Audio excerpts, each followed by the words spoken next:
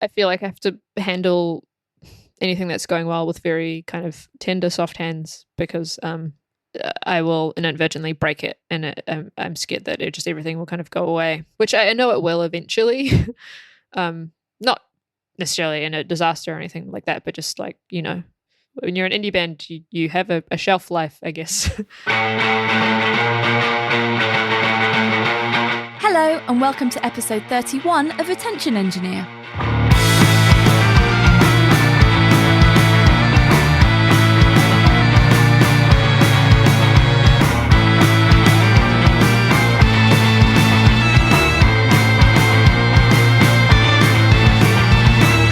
I'm Laura Kidd, a music producer, songwriter and solo artist making music as Penfriend and beaming into your ears from my studio The Launchpad in Bristol.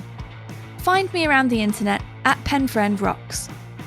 Thanks for joining me today as I continue my mission to encourage creativity in every listener by sharing conversations with some of the artists I admire the most.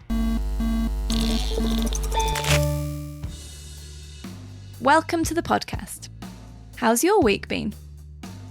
Mine was good overall, though in a moment of weakness and possibly hunger, I ordered way too much pick and mix off the internet last week, and it was not a good idea.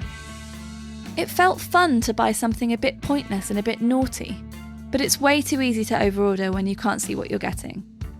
I don't eat very much sugar normally, so it was quite a shock to the system, but I was really in denial about why I was feeling like garbage until this weekend, when I could barely drag myself out of the house for a run. Sugar is serious. There's one large bag of sweets left which I have entrusted to Tim, who has hidden them from me. So, that's been going on. As I record this, it's Tuesday, which is the day my new music video was premiered on Clash Magazine's website. Please do come and check it out at penfriend.rocks/monsters, and you can grab the song for free from that very page as well if you like. I'd really love you to see this. Thanks to everyone who got in touch about last week's episode with Rebecca Lucy Taylor of Self-Esteem. I'm really glad you enjoyed it, and I've got another great guest for you today. But first, a shout out for today's podcast sponsor. This kind person didn't want to be named, but they know who they are, and they've listened to every single episode of this podcast so far, which I think is a pretty great achievement. So thanks for listening, and thanks very, very much for sponsoring. They did suggest that I take this opportunity to remind you that if you'd like to support a future podcast episode or pick from a range of other member perks, you're very welcome to visit penfriend.rocks/join to check out my correspondence club. Big thanks to any correspondents who are listening right now. Liz Stokes is lead singer, songwriter and guitarist in the Beths, a band who hail from the vibrant and deeply collaborative music community of Auckland, New Zealand. Their blend of propulsive sing-along choruses, 4-part vocal arrangements and wry introspective lyrics has earned them fans around the world, as well as opening slots for indie rock titans like The Breeders, Pixies, Weezer and Death Cab for Cutie. The Beth's 2018 debut album Future Me Hates Me drew acclaim from Rolling Stone, Pitchfork, NPR, Stereogum, the AV Club and a host of other publications, many of whom listed Future Me Hates Me among their favourite LPs of 2018. After 18 months of touring, the Beths regrouped to write and record their second album, Jump Rope Gazers, which came out in July 2020.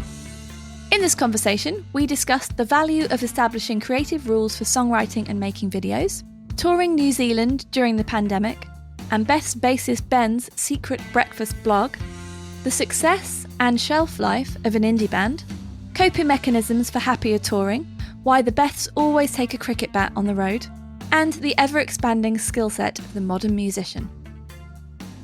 Just a quick note before we get started, this conversation took place in December 2020, so when Liz talks about hoping to tour next year, she actually means this year. Here we go. So you're in the future. Yes. From me. How's that? What have I got to expect for the rest of the day? Tacos for dinner, I guess. Ooh. We're all having tacos for dinner in the future. They were good. They were lentil tacos. That sounds good to me. Yeah, having a good time. I'm going to be really disappointed if that doesn't happen in my reality. Yeah, well, there'll be no one but me to blame for it, and I apologize for that. That's okay. Could you introduce yourself for the listeners? Sure. My name is Liz, or Elizabeth Stokes, if you must have my full name. And I play and sing and write for a band called the Beths, and we're from Auckland, New Zealand, which is where I am now. Yeah, in the future. Mm-hmm. Is it summer there now? Yeah, it's like getting into that real nice, muggy Auckland summer weather that I really like. So just reveling in it. That sounds good to me. You can't see in the podcast because it's just audio, but I am extremely shiny, and I'm wondering if I can turn off my camera. There we go. I've turned it off. There you go. Love it. It's the sheen. The sheen. Well, I'm wrapped up in many jumpers. That's the thing that's funny to me, that we can be talking over this amazing technology, but I'm really cold and you're not cold. Yeah, I suppose your sun's starts setting around like 3 o'clock or something around this time. It feels like it, yeah, pretty much. Oh, brutal. I've been watching a lot of this. There's this. Have you come across this YouTube channel about tiny houses? And there's a guy. Does he have a tiny name? No, it's so tiny I can't remember the name. That's terrible. It's really good. It's called Living Big in a Tiny House, and it's great. My husband and I constantly are watching this show. I think because it's easier to watch people with like minimalist lifestyles and really nice tidy houses. It's easier to do that than to just sort our house out. Yeah. So I've seen a lot of New Zealand scenery through him lately, and it looks lovely. So. Oh, nice. He's carting his house around. Basically, yeah. It's good. Good times. Anyway, that's my latest New Zealand experience, because I've never been there, but I've always wanted to go. So it's one of those. It's on my list. Oh, you should come when, might be a while. Yeah.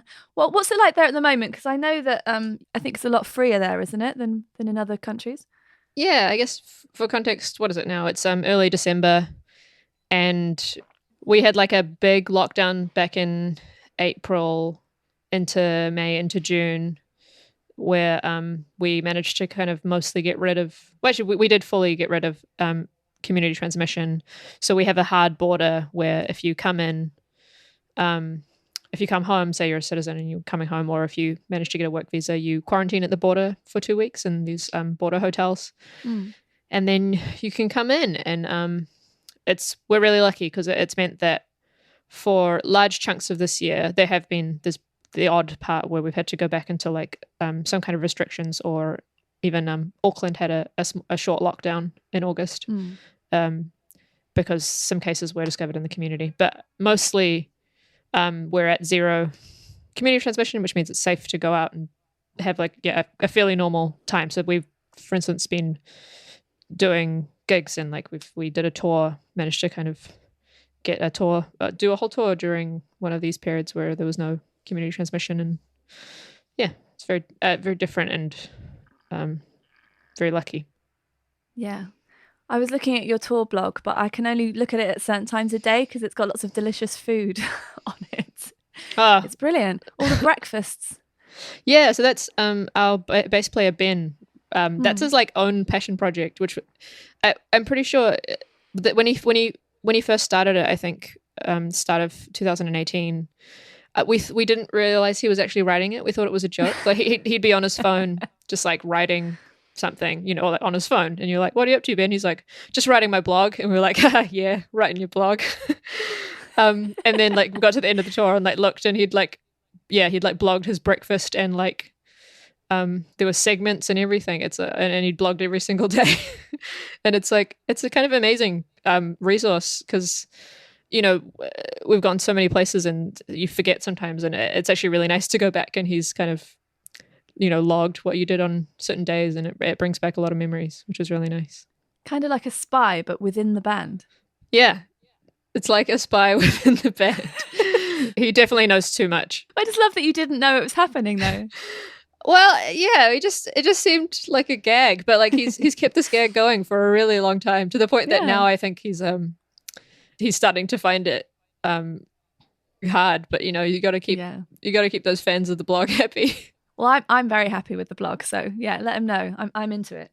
And just the food does look incredible. I don't think I've had tour food as good as that in my time, but very different country where I live in terms of cuisine. It's not really our strong point, I don't think.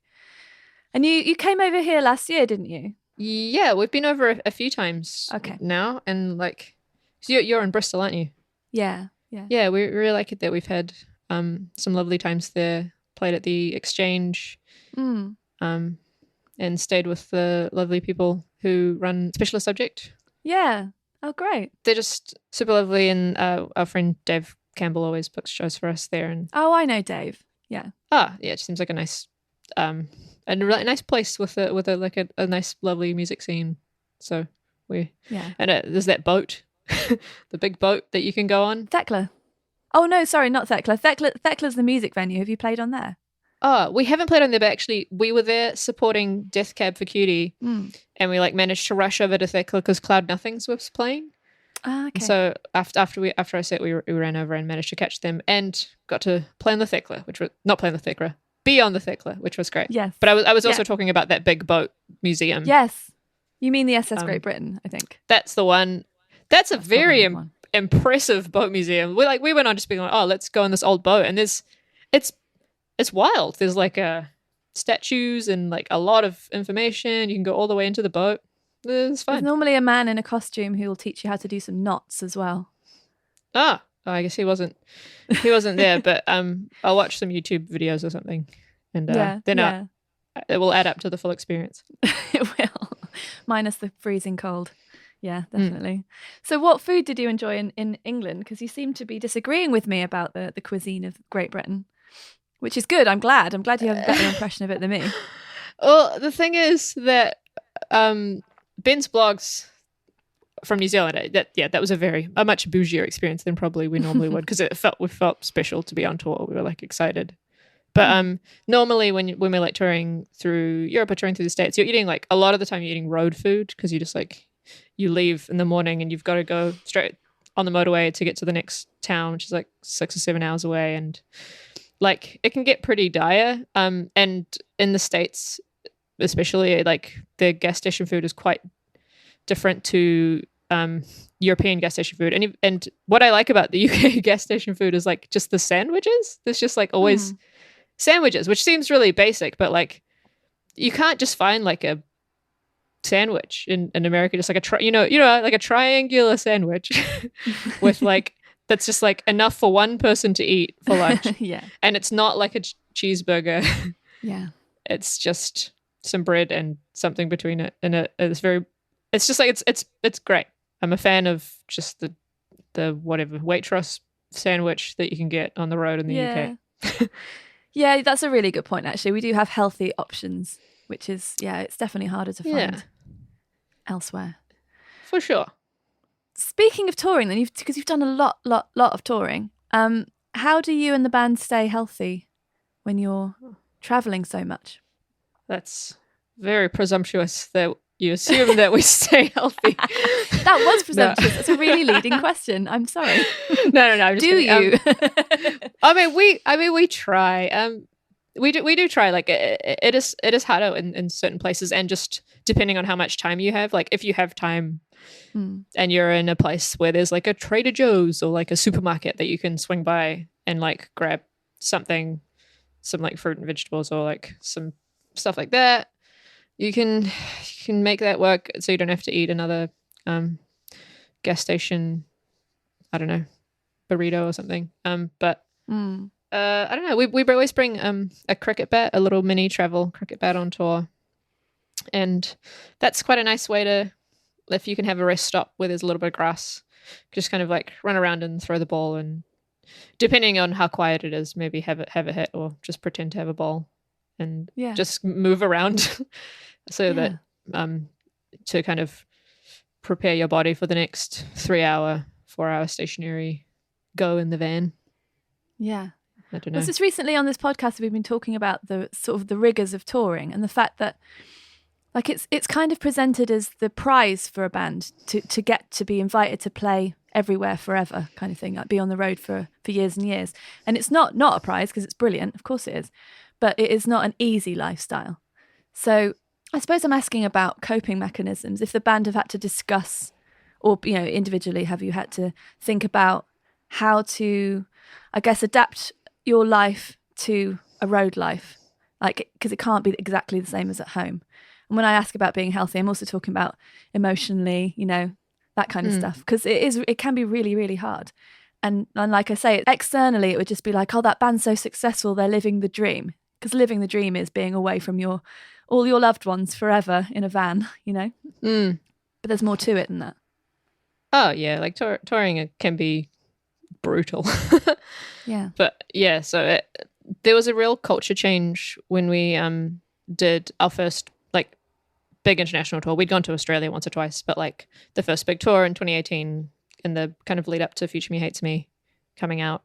And Ben and our original drummer weren't coming on the tour because they were working and stuff. And so we brought my friend Katie to play the drums and Jonathan's brother Chris.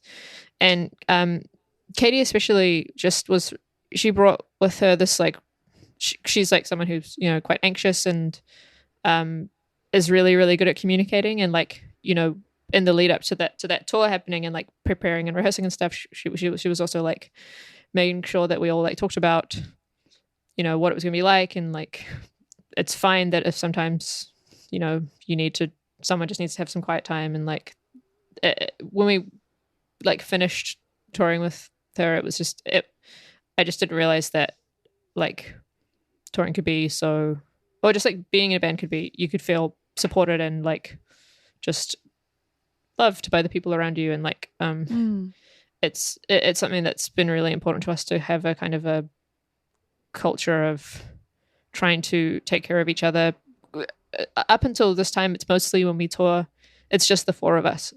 So we now Ben's back in the band, which is great, and we've got Tristan drumming full time, and like, yeah, it is just the four of us, and like, everyone has days where they just can't like, but there's like a real sense of like picking up the slack for people, and that knowing that like if you're having a rough day, they'll pick up the slack for you, and like just trying to communicate to each other. Like if you feel shitty, just being like, I don't feel so great today, and yeah, it's made a big difference, and it feels nice to tour together. But yeah, but towards the end of a really, really long run, it's still you just get exhausted mainly. Yeah. I feel like it's just lack of sleep, I think, over and the kind of days that you do where you start at 8, start driving, and then you get back to the hotel room or something at like 2 a.m. and then you load out of the van, and then you do it all again the next day. I feel like sleep is something you miss a lot. Yeah, and it's very physically taxing. All that really adds up. And none of this is to complain about the wonders of touring. It's just I find it more interesting to talk, because we could be like, isn't it great when things go well? End of podcast.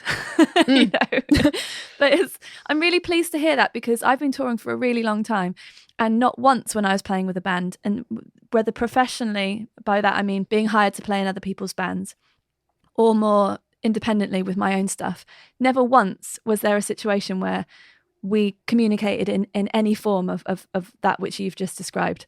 It just wasn't a thing. And now I'm talking to bands who are younger than me, and even nothing to do with age, but just people who are a bit more enlightened and able to talk about their feelings and able to share negative things as well as positive things with their bands. And it just seems like a different world. And I'm just really pleased, because I found touring a lot of the time quite hard. I love it, but it is just hard.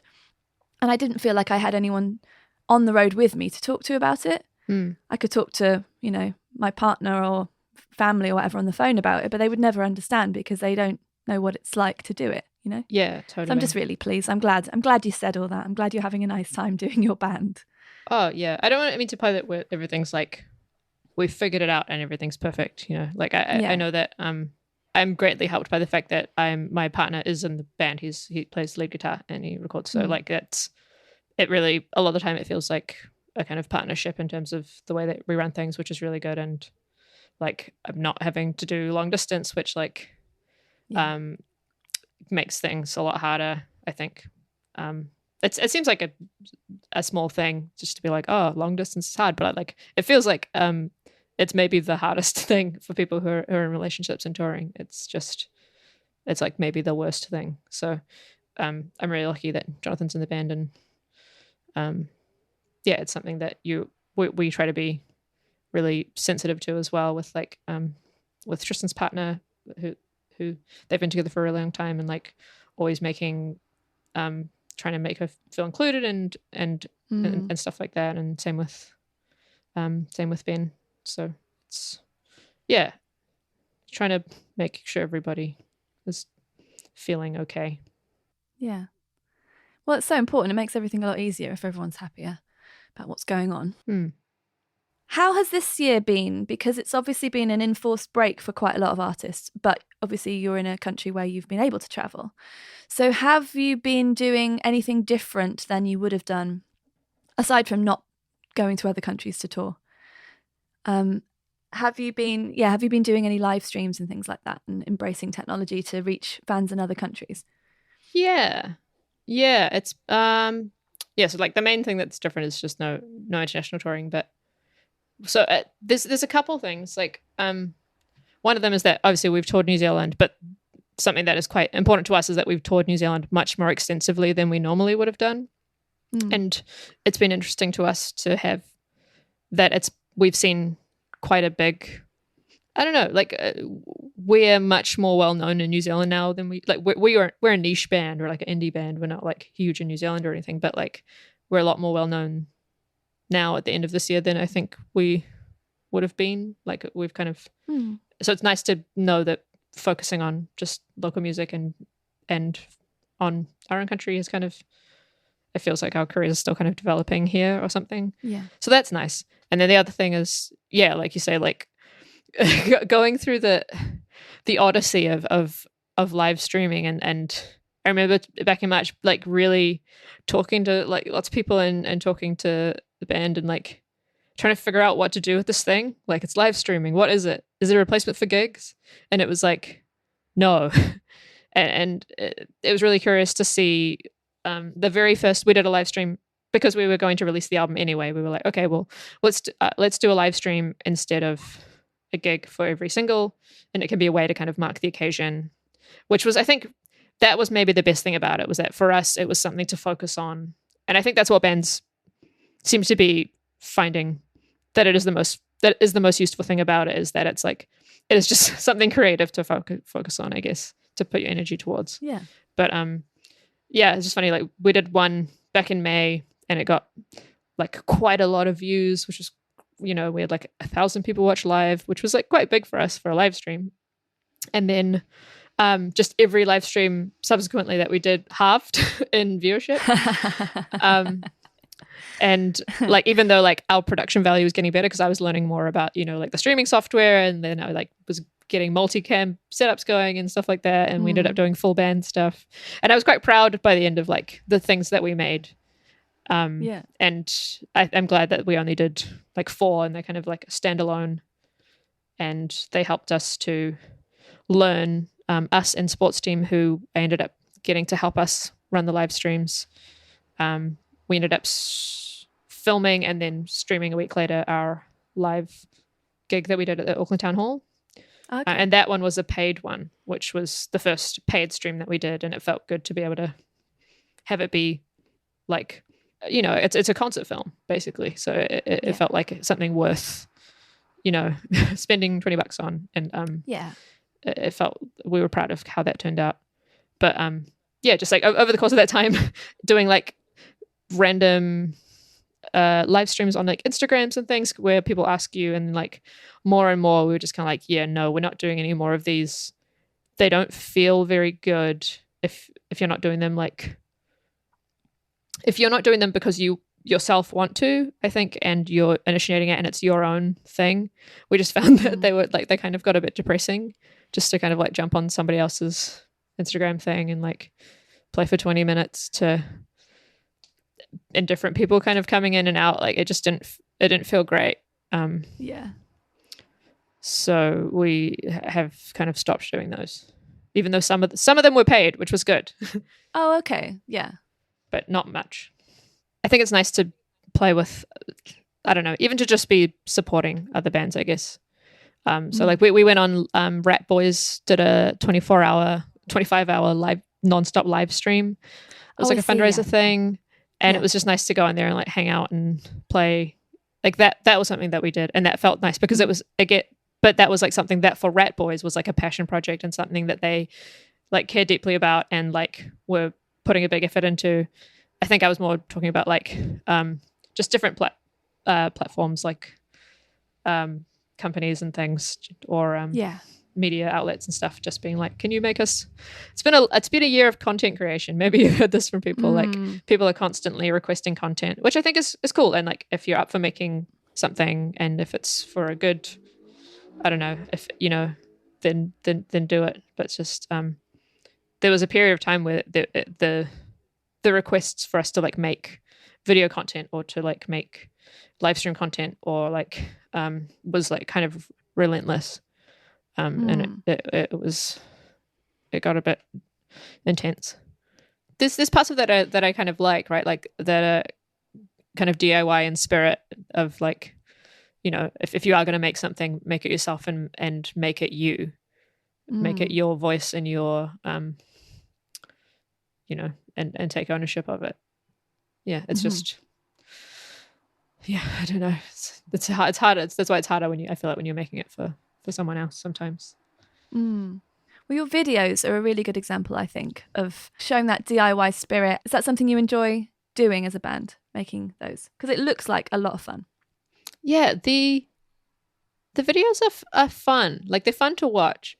I think like anything, it's like parts of it are fun to make and parts of it are a slog, I suppose. It's like with writing the song is fun, and then there's parts of it that are just work, you know. But videos are something that we, for some reason, we make. I don't know, because like you don't have to make videos anymore, you know. Like it's, you know, there's no MTV anymore. Well, I guess there is, but like you just kind of throw them on YouTube and into the YouTube void and see what happens. But I should actually say we're very lucky in New Zealand that we have arts funding. Okay. So that's why we make videos. Not all of our videos are funded, but like we have arts funding that you can apply for, and you can get like between like 5,000 and 8,000 New Zealand dollars, which I think like, what is that, £2,000 to £4,000 maybe, to make a music video. So it's like it's not a huge budget music video.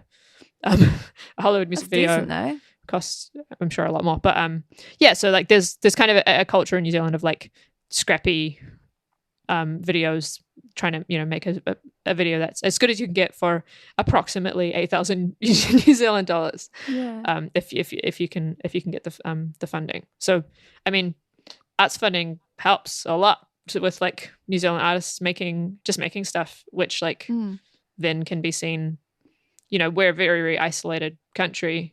So, I mean, it helps a lot, I think, to be able to make something that people all over the world can see. I think it helps to project a little bit.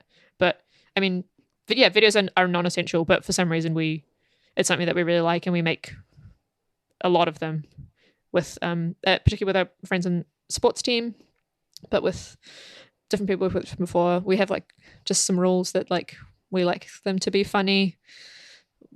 We like them to not be cool, and we like them to be colorful. And we also, I think it works best when I tend to not have a particular vision for videos, and like I like to kind of just throw to somebody that I trust. And the hardest thing is just finding somebody who's like aesthetic you trust, and who you trust gets you.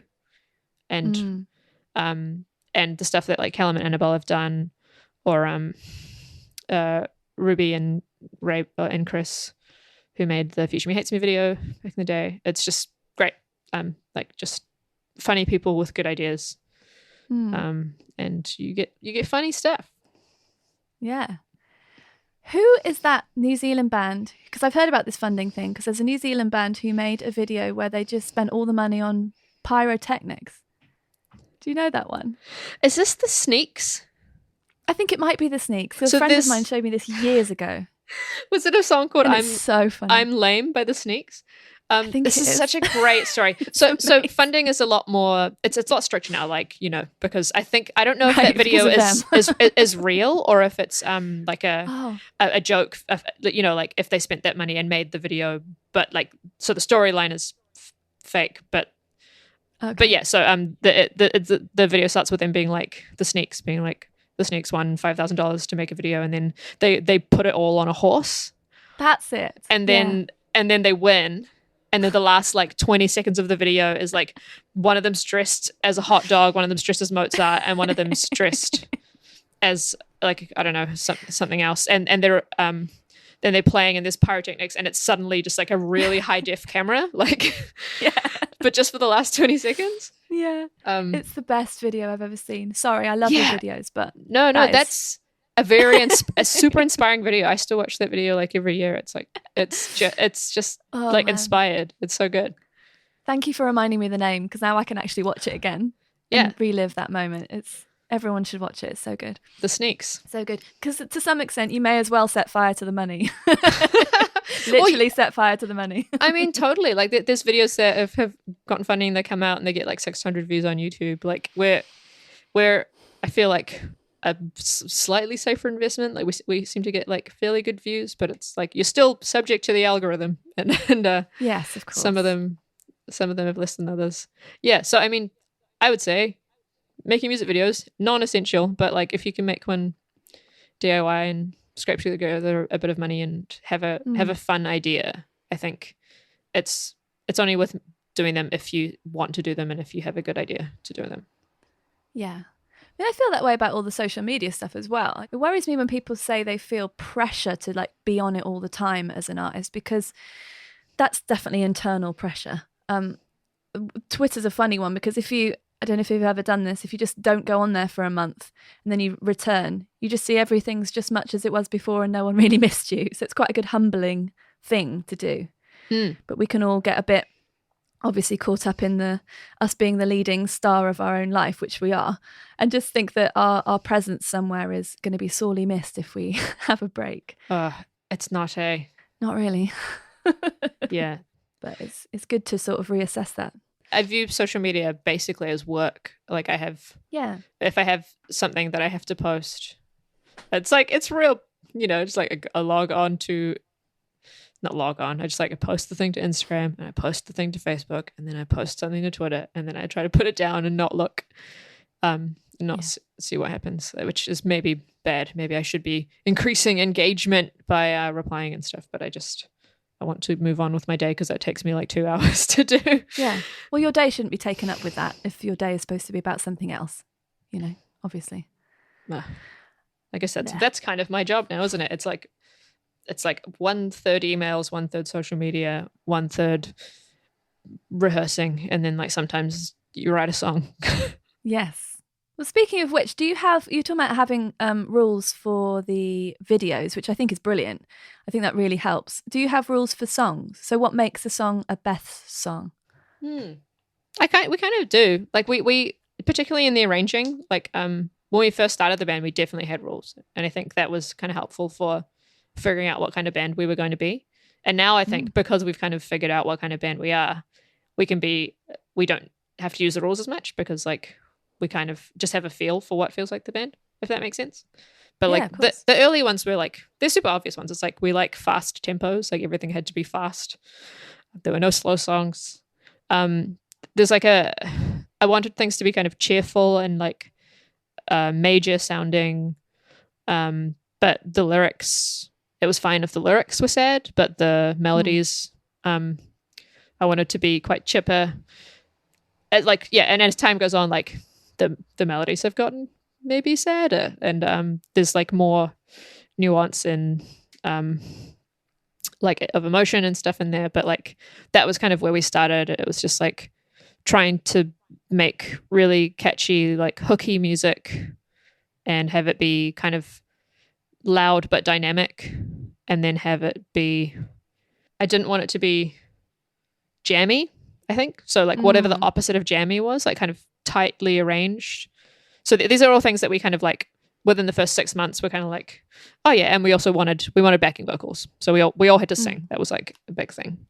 So that, like, yeah, I guess there are kind of rules. Like, and like we all played a lot of different kinds of music, and like, and historically have played other music in other bands and things. And like, I don't feel necessarily like I'm not able to express myself when I like put rules on. Like, I was never making avant-garde like music that really pushes the boundaries. I just wanted to express myself, and I do that kind of through maybe more through the songwriting, and then I don't know, the assembly, I guess, of a song feels really satisfying if you can kind of arrange it as a group well, which I think we've managed to get good at. Yeah, rules. I like rules. I think parameters are so important. Yeah, rules are really important. But you know, the rules of a pop song, the rules of a song being 3 to 3.5 minutes, that restriction allows for amazing creativity. You know, the restriction of we've all got the same number of notes, apart from people who play jazz who seem to have all the notes. And I know you studied jazz, so I had to put a jazz joke in. Still only 12. It feels like more though, doesn't it? It sure does. Yeah, but like all the rules are arbitrary, right? Yes. Yeah. Like, sorry, I interrupted you. No, I don't know what I was saying, really. I was making jokes about jazz. That just comes from being an untrained person, obviously. I read something that one of your bandmates said about how studying jazz made you all realise what you didn't want to do in the band, which is interesting. I don't know who that was. Don't know who to blame for that one. I wonder. Like, I feel like because I'm now like close to like 10 years out of jazz school or something like that, and I feel like I went on a journey where like I think I started the band maybe 4 or 5 years out of jazz school, and was like I was still, trumpet was still my main instrument, and I was still doing like jazz gigs and covers gigs and stuff, and it was like this was a way to rebel against that and be like, haha, now I'm doing something different. I'm playing guitar and there's no improvisation and it's all very poppy, and I really liked that. But the further I get from jazz school, the more I'm like, I learned a lot. It's a place where you just learned about music every day, and you played music every day for hours and hours every day. And like, I think you don't necessarily have to go to an institution to do that, but I think learning about music, if you like music, is always gonna be great. Like you're always gonna come out feeling like your understanding is better. I think it just makes it more fun the more you know about it. Yeah, absolutely. I mean, I honestly had no clue that there were any kind of courses in music that weren't classical courses when I was at school. So it didn't occur to me that I could go and do that. So I went to university to do English, and then I didn't even finish that because I just really wasn't interested in doing it. And then now looking back, I think, wow, if I'd known that there were sort of music schools, I know it seems ridiculous, I didn't know, but I didn't know. Or like pop music courses or songwriting courses or anything like that. To have 2 or 3 years immersed in that would have been an amazing gift. And I didn't have any of those, and I'm still able to make music that I care about and that other people care about. So that's fine.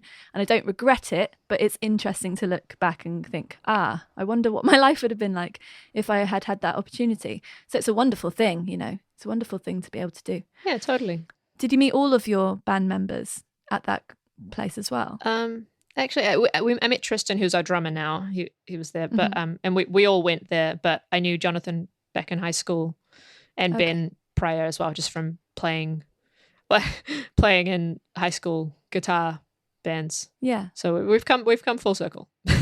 Yeah, but even so, that still proves the point that if you're doing music at school or for a course at college or university or whatever, or you make an effort to go meet people who are doing music, that's how you meet the people you might make music with, Yeah, absolutely. I mean, that's maybe like my favorite thing about studying music was just like the number of musicians I met, I guess. Yeah. Which like, it sounds obvious, but like you have a lot in common quite often with these people, and like it's just, you talk about music all the time, and it's like, it's great. Just to be thrown together with like-minded people is a gift, I think. You never know what's going to happen after that. Yeah, definitely. I'm really impressed by your lyrics. Thanks. And I really love really good lyrics. And I was just wondering how you've got to the point where you're so bloody good at lyrics, because that's not something that happens overnight, I don't think. And I think people, I hope the people listening understand that through the conversations I've been having with lots of different people, that you don't just write something that comes out perfectly every time. It's something that we have to work at quite a lot in different ways. Sometimes it does come out perfectly, and maybe you're going to tell me, no, Laura, it just comes out like this, and I'll just be jealous, I guess. But there's often work involved. So I was just wondering what your process is for writing lyrics and how you got to that point. My process has changed a little bit over time, but historically it's been like I'll write freehand. It's not the word I mean. What's it called when you just write? Longhand? Stream of consciousness, I guess. Yeah. Just like writing, and then sometimes historically I would write a lot, and most of it would be garbage. But then like giving it some time and going back to it, I'd kind of find sections where like I was exploring something that I liked, or like maybe even just like phrases and things, and that would maybe be the basis of a song when I was noodling on my guitar, and I would kind of flick through and see if there was something that kind of was making sense and kind of assemble the song from there. So I always wrote lyrics first, and then like you have to do the thing where you had to write like the difficult second verse. But I guess that's writing the raw material. But then like you said, like it doesn't come out perfect, and like in a lot of ways you're working with like more of an idea. And like for me, one of my favorite parts is just like kind of bending the words so that they are fun to say and fun to sing. And so like I really like internal rhymes and like alliteration and like just like stuff that shouldn't be it's not like, I don't know, I'm way too into it. Like I like it a lot. You know, like I was higher than a biplane, you hit me like a hurricane, just like little internal rhymes. And I think like the words should feel fun to sing or feel good to sing. Like they should feel good coming out of your mouth.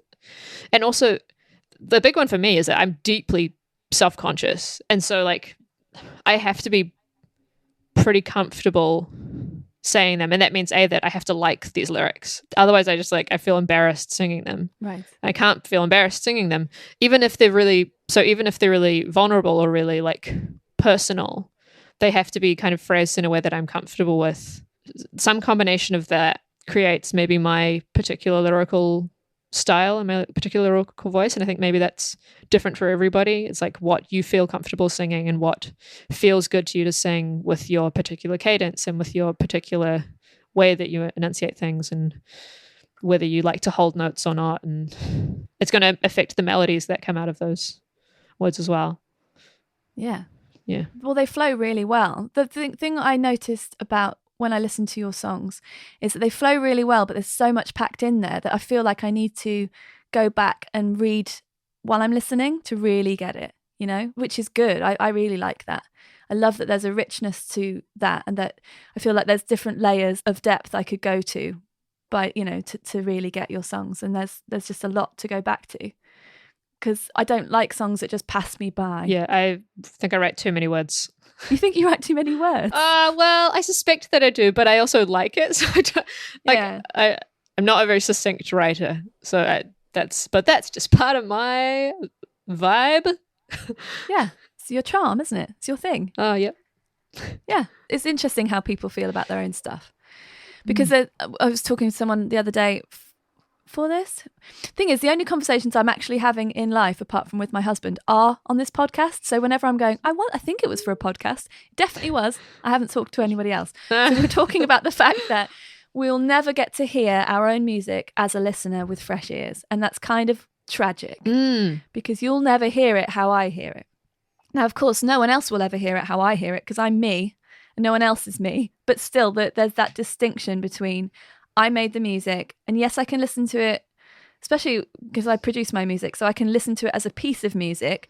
I don't hear every single part and obsess over something being wrong or anything. I can hear it as a piece of music, but I still can't hear it how someone who wasn't involved will hear it. Totally. And I'm kind of gutted about that. Yeah, it's hard. Like you can get a song to the point where you're like, I like this and I think this is a good song. But you just never know, because I feel like if you listen to any song about 5 times, even if you hate it, after 5 times, I feel like you just like it. Yeah. Once something is familiar to you, I just I have no idea maybe how to tell if it's good. Like, that's hard. I've been feeling that way as well about music that I've loved since I was a teenager, because I think that's such a moment when you can really start loving certain bands, because it's about having very little freedom as a child, and then and also growing up and trying to decide what you like, and then sort of latching onto certain things in a really big way. I wonder now, if I listened really in depth to all of the stuff that I really loved as a teenager that's kind of defined me and shaped me as I grew up, whether I would just think the music's actually quite shit. Because, critically speaking, because it's about, I think a lot of the love of music is about when it comes to you in your life, and like what experiences it echoes or mirrors, or what age you were when you came across it, or the scenario. So I wonder about that kind of thing a lot. Totally pointlessly, but no, it's had a lot of time to think this year. I mean, my favorite bands are still the bands I liked when I was 14. It's just you can't help it. Like, I get really excited when anyone who is a teenager likes the band. I'm like, yes, maybe we'll hit that sweet spot. Yeah. And that makes me actually, like, it sounds like a joke, but like, it actually makes me really happy to think that like our music might be part of somebody's kind of like memory of their like adolescence or something, like, because that's what like a lot of my favorite music is. And I feel like quite often as well, we get people who are older, but then they say, I love your music, it reminds me of the music that I listened to when I was 14, which I like as well. Oh, that's nice. So who are your audience? Have you got a sense of that from touring? Because I know you've obviously done a lot of really big support tours where you're going to be gathering a proportion of those people, hopefully a large proportion of those people, into the Beths audience. But do you have a sense of who your audience is? Like, what kinds of people? Yeah, it varies city to city. And like, like I said, this year in New Zealand, we've done a lot more focus on local touring, and we've got like we seem to have quite a lot of like families where like it'll be like kids who come to the all ages shows and their parents, or like adults and their parents. Who like, but for some reason, and they'll come and they'll be like, oh yeah, this is like, you guys are the one band that we both like, and I quite like that. That's lovely. Yeah, but different places, like in the States, it would depend if you're on like college radio, or if you're in, I don't know, if you're being played on Sirius XMU or something. Like the audience will be different depending on people who've discovered you in different ways. Or if you play at like a DIY venue, then that'll be like a younger crowd. And then like in Australia, it's just everywhere's different. Like, it's different city to city. I don't know. I should look at our Spotify insights to get a better look. I love talking to people at shows and finding out about them, because I'm always trying to work out what is it about what I do that has connected with you in some way. I just find that interesting. Oh yeah, and that's the roughest thing about this year, right? For people, releasing music, and it's just not being able to do that for the whole year is, like, for us, until we kind of got to play the songs live, like the album didn't really seem real. And like, we're so lucky that we got to play these shows in New Zealand, but it's not like the 100 or whatever shows we would have played in the rest of the world.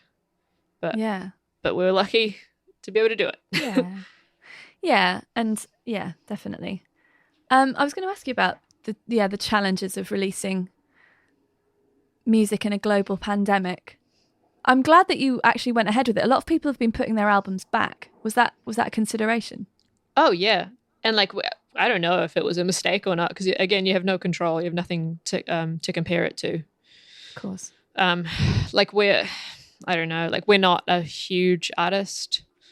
The thing that's hurt the most is like the album release tour, which is like, that's, you spend all the time making the album. That's kind of like when you get to tour and like you say, like, interact with people who actually like your music and hear people singing the words and stuff, and also like that's when like we would have made money this year. Yes. Which would have been great. But I don't know, like, if we can tour next year off this album cycle, then maybe it will have been okay. But like, if you're not able to promote your album by touring, it definitely took, like, we definitely took a hit in that department, I think. Yeah. But I don't know, it would have probably felt like a much worse year if we had an album finished, which we finished in March and like handed in, and we're just like sitting on it for the whole year, I guess. Yeah. It would have been maybe a much sadder year, I think, for us as a band. Well, and for your fans, I think. So, because the people I've been talking to all year about these things. So I've got a membership club called the Correspondence Club, and I talk to my mailing list about this stuff, and people on the internet. People seem really delighted that things are still coming out. Totally. Because those people need that release as much as we do, or maybe more. So the people who go to gigs all the time, I feel for them more than I feel for myself, because I'm not someone who goes to gigs all the time and needs to have that sense of community around me and stuff. I love playing the shows, but I'm not the gig goer who goes to 3 things a week, 5 things a week. Then those people are the people that keep us all going. So I think the people I've been speaking to are really, really pleased that music is still coming out. Obviously is different for us, and it's hard, and it's financially difficult as well. But I think it's kind of like it's a vote for hope for the future, almost, to go, well, we're going to put this out because then we're going to probably do another one. Yeah. Have you started thinking about the next one already because of the scenario? Well, yeah. I mean, now that like we've got potential for next year to be fairly empty.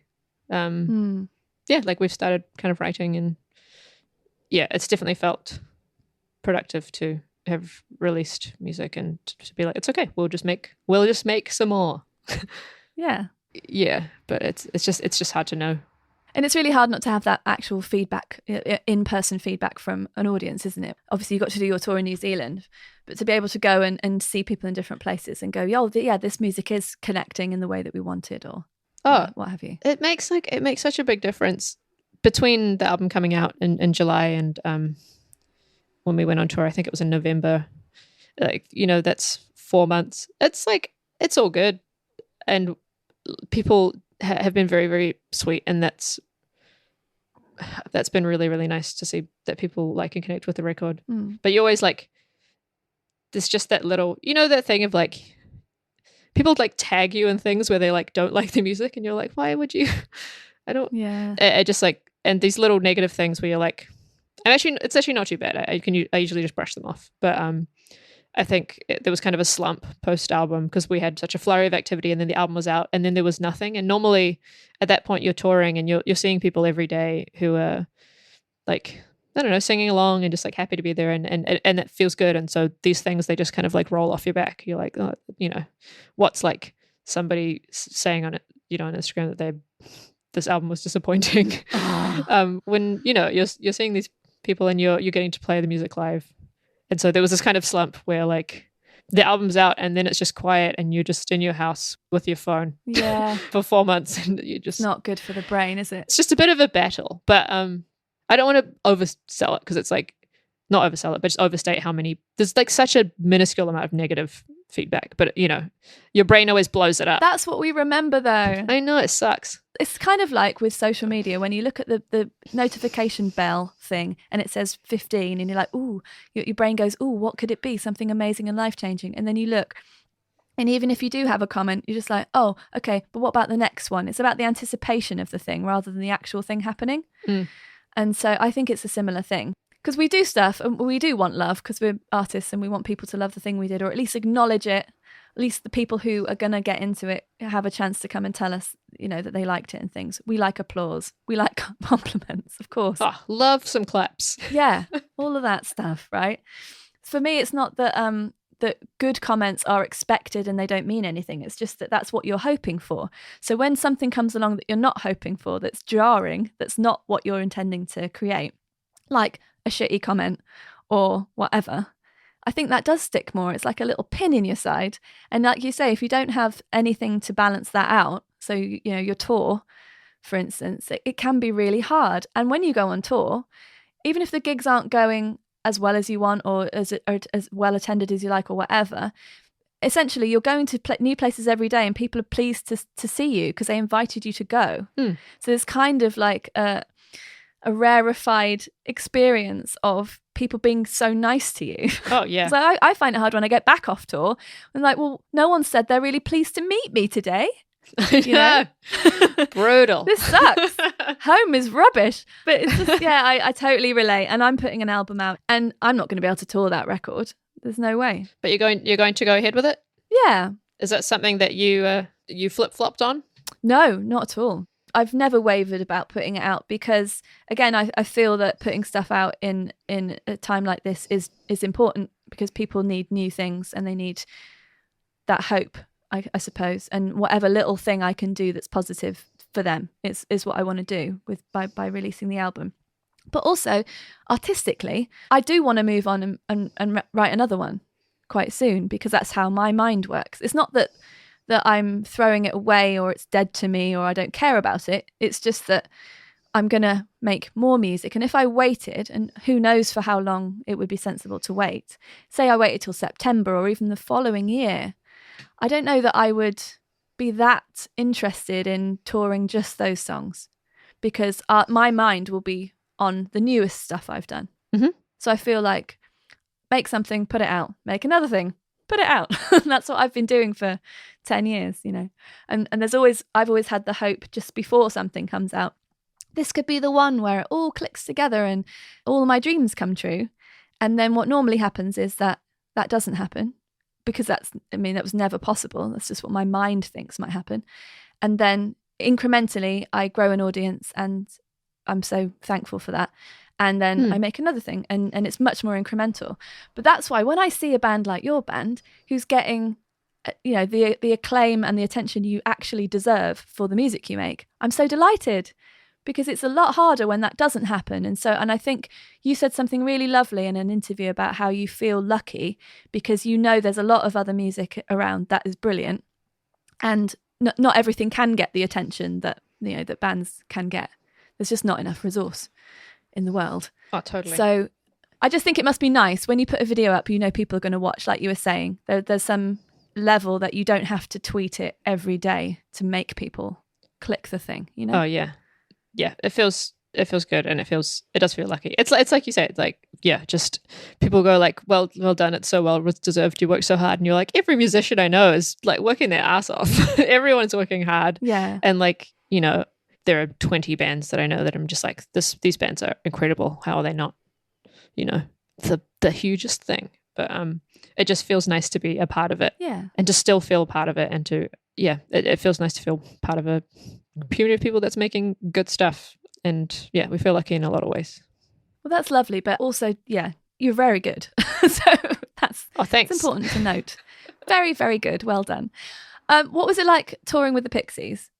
Could you even believe that? We just did one show with the Pixies. I feel like like it's one of those things where like in bios and in PR things, everything, it's like they've played with these bands and these bands and these bands. So we played one show opening for the Pixies last year at Spark Arena. It was really fun. It was just an Auckland hometown show. They were great.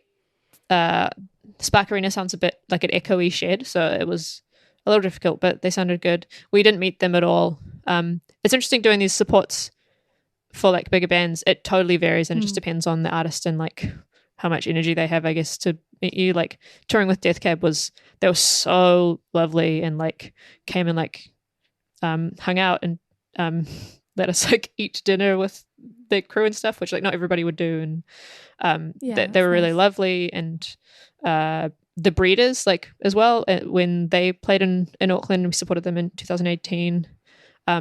Also just lovely, and like chatted to them afterwards, and it was like the last show of their tour and before they headed home, and that was really sweet. And the night after the Pixies show, actually we did a show at like a winery opening for Rick Astley and Aha, which like Rick Astley, lovely man, like came and like had a chat with us and like took a picture with us and watched part of our set from like side of stage, and Aha just like rolled up in like BMWs straight to side of stage and then rolled straight out. So we didn't meet them or anything, but like, yeah, I don't know. It's I'm not like, some artists are dicks and they don't come out to see you because it's just, you know, if you're a touring artist and you've been doing it for that many years, you know, It's just, you're tired.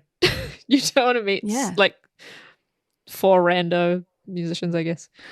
But it's wild that some people still do, which is like, very very sweet and a nice surprise. But we never expect it, I guess. Yeah, like some bands are dicks, but for the most part, I think it's people are just preparing for their show in the way that they have to do a good show. Yeah, like to know that like, I don't know, 20,000 people or like 5,000 people are coming and you have to put on a good show for them. Like you have to, and it's riding on you.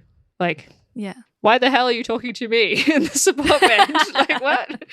If this is making you happy and going to make you do a good show, then great. But if you need quiet time, and that's fine. Like I get it. Yeah. I was like that when I met Corin Tucker for the first time. So when I played with them in London with Filthy Friends, and Peter Buck was there as well, and they were both. Peter Buck was really chatty before the show, and I was just thinking, I hope he doesn't feel like he has to speak to me. Then I was thinking, he's a grown-up man who's done this for a long time. It's his choice. But that's just my brain going, why is he giving me pity chat? He wasn't. He was just being nice. And then I really wanted to speak to Corin and tell her like I was grateful for the show and all these things, but I also didn't want to be too much, and I wanted to make sure I wasn't like getting in the way of her getting ready for her show. But equally, she's a grown-up woman who knows how to advocate for herself, and if she had needed to, exit the room to do vocal warm-ups, she would have done it. Yeah, totally. People do what they want to do, I think. Yeah, that is very. That makes a lot of sense, and and I think that you are right. Oh, thanks. I like being right. I just, I don't know. I feel like I've just been learning very, very slowly for a long time, and have suddenly had all these sort of epiphanies that I should have had a long time ago. But at least they're happening now. Now, look, you probably need to go to bed soon. And I'm actually wearing running clothes because I'm optimistically going, I'm going to go for a run after this. So before the sun sets. What is it? Nearly lunchtime in the UK. Must be nearly time for the sun to set. Yeah, it's 10:15 in the morning. The sun's going to set soon because it's dark and wintry and horrible. Got to get out there. Yes. So that's my polite way of saying I'm going to ask you 2 more questions if that's okay with you. Sure. Which 3 pieces of your own work would you recommend as a gateway for new listeners? Oh. Wow, it's wild that someone would have made it like an hour in. It's just like, who is this woman? I guess maybe Happy Unhappy is a song from our first record. Maybe give that's hard. Maybe Whatever, which is actually on our first EP and on our first album. We liked it so much we put it on twice, and that was like maybe one of the first. I think it was the first demo I ever made, and I got lucky because most of the first year of writing I did was I threw it away in a productive way. I was like, cool, I'm getting better and I don't need these songs. But Whatever was one that was just kind of good, and we got kind of lucky. So maybe Whatever, and then something from the new record. Maybe I'm Not Getting Excited, I think is quite like a fun song. It's on the more raucous end of the music that we make, but so don't let that make you think that it all sounds like that. But it's fun. Cool. That's a really good mix. Thank you. Well done for knowing the songs that are good. I don't know what I'm saying. And finally, this is quite a big one. But what is success to you, and have you ever experienced it? Oof. I think I'm quite often scared to call things success. This is something I've touched on in my music quite a lot. I feel like I have to handle anything that's going well with very kind of tender, soft hands, because I will inadvertently break it, and I'm scared that everything will kind of go away, which I know it will eventually. Not necessarily in a disaster or anything like that, but just like, when you're an indie band, you have a shelf life, I guess. To me, we've had this kind of like rumble of success, I feel like, for a long time. Not like everything's great, but just like it's felt like for a long time that, like, since way back in like 2015, we were playing like just local shows in Auckland. It just seemed like we were always growing, I think, in a slow and like small way, where like we'd play a show and then the next show there'd be like slightly more people and like slightly less of my friends and like more people that I didn't know. And I was like, oh, this is interesting. Like, and like then we started, moved to like a slightly bigger venue in our hometown and kind of did national tours, and this like 5-year kind of 6-year ramp up of like, it doesn't feel like we've exploded anywhere or anything like that, but like just that every day I feel like a few more people listen to our music and like it, and that feels good to me. This kind of, that feels like success, I think, is just more people listening to our music and enjoying it. And that's the thing that I am scared will go away. But I know it will. It's interesting what you said about a shelf life. So is that how do you really see it that way? That the band would only exist for a certain amount of time, and that's dependent on people still wanting, well, I suppose people would still need to want your music if you think about it. Yeah, well, yeah. Do you see yourself as someone who's going to make music for your whole life in different projects, perhaps? I think so, yeah. I think I always want to keep making music, and I have other means of doing that as well, you know, like with like playing trumpet and I like this last 3 years has been maybe the only 3 years in a long time where I haven't played in like a bunch of different things, like a bunch of other people's projects and things like that. So that's something that I think I would maybe go back to. But yeah, I mean, I don't know. It feels sad to say it, but I mean, there's not that many bands that I know that still, I don't know, that just kind of keep making new music. But I don't know, I find the ones that do very inspiring. I think I would like to keep being a band for a really long time. I would like for this to be a career, you know. But I don't know. I think I was just being, you know, a bit scared. Yeah. You just, you know, you don't know how long you're gonna get.